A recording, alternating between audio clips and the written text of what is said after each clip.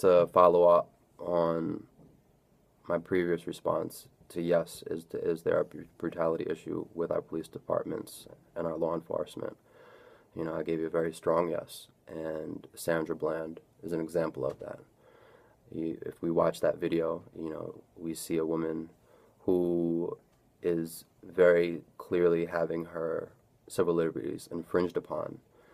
And while there's one recording of the police cam watching the discourse that's happening between, there's another camera that's happening after she's pulled away from the police cam, and the police officer's back is in her, and is literally in her back, and he's like, "Is this how you like it?"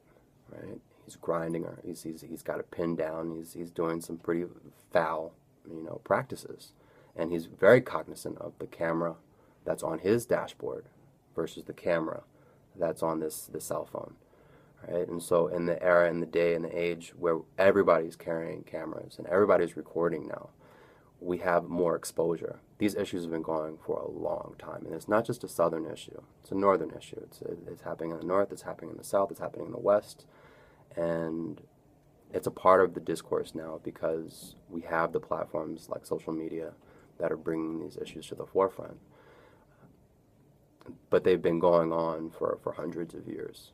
You know, in the format that they're in now, is it as clearly evident? Are those lines as clear?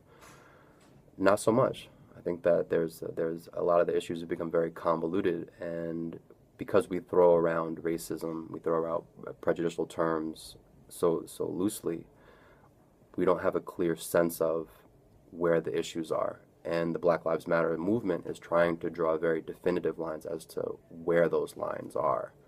And the number one issue is the killing of black women and children. We can't be killing our kids. Our hands are up. That means we're willing to comply. You know, we're willing to actually go ahead and listen. But my life is of value. You know, and the devaluing of that human life is the platform in which they stand. And I stand with them. You know, I believe in that. I wholeheartedly believe in that. You know, but we have to get to that place where we recognize that black lives have been marginalized. Black lives have been devalued, and there's a passivity in that when we look at it on a national level, on a global level. Color matters. It does. And can we work to a place where that no longer has to be the definer, our race as a definer? Absolutely. I wholeheartedly believe with inside this community we can you know, effectively get to that place, but we're not there yet. Okay?